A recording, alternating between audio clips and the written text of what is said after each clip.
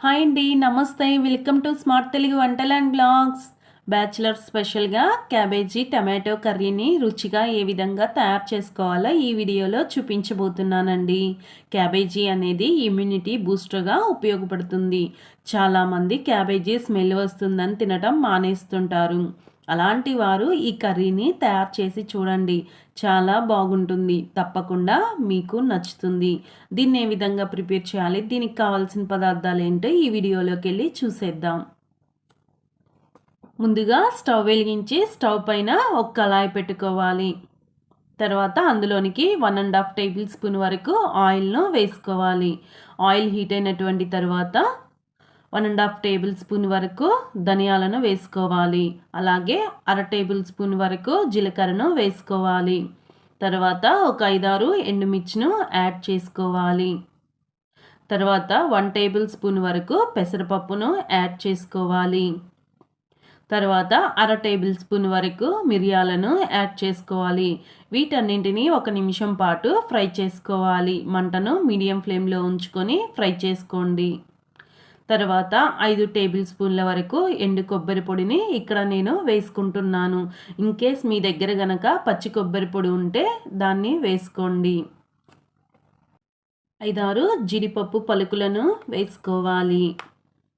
వీటిని కూడా ఈ ఆయిల్లో ఫ్రై చేసుకోవాలి. దోరగా ఫ్రై చేసుకుంటే సరిపోతుంది.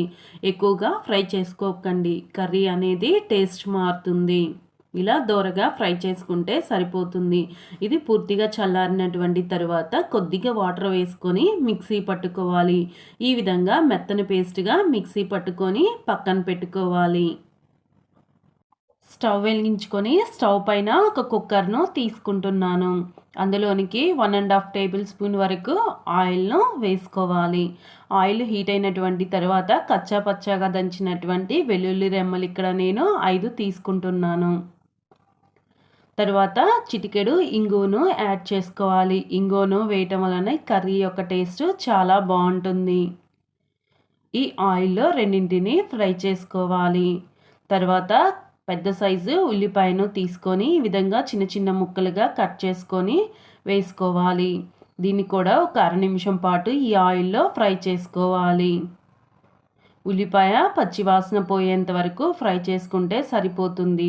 తర్వాత కరివేపాకు రెమ్మలను వేసుకోవాలి.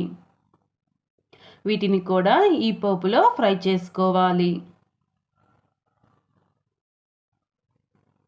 తర్వాత 2 బాగా పండినటువంటి పెద్ద సైజు టమాటోలను తీసుకొని చిన్న చిన్న ముక్కలుగా కట్ చేసుకొని వేసుకోవాలి.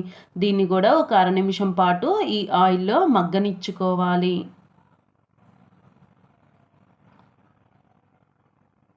తర్వాత 1 టేబుల్ స్పూన్ వరకు అల్లం వెల్లుల్లి పేస్ట్ను వేసుకోవాలి. ఇది పూర్తిగా పచ్చివాసన పోయేంత వరకు ఈ ఆయిల్లో ఫ్రై చేసుకోవాలి. ఇలా ఫ్రై చేసుకోవడం వలన కర్రీ చాలా టేస్ట్గా ఉంటుంది. తర్వాత కట్ చేసినటువంటి క్యాబేజీ ముక్కలను వేసుకోవాలి. ఇక్కడ నేను సుమారు 300 గ్రాముల వరకు క్యాబేజీ ముక్కలను తీసుకుంటున్నాను. ఇవి కూడా ఈ ఆయిల్లో కలిసే విధంగా ఒకసారి గరిటెతో బాగా మిక్స్ చేసుకోవాలి. క్యాబేజీ కొంచెం పచ్చివాసన పోయేంత వరకు మగ్గనిచ్చుకోవాలి. ఇలా క్యాబేజీ మగ్గినటువంటి తరువాత నానబెట్టినటువంటి పచ్చి శనగపప్పును వేసుకోవాలి. ఇక్కడ నేను అరగంట పాటు నానబెట్టుకున్నాను. తర్వాత 1/4 టేబుల్ స్పూన్ వరకు పసుపును వేసుకోవాలి. ఈ మిశ్రమంలో మిక్స్ అయ్యే విధంగా బాగా గరిటెతో కలుపుకోవాలి.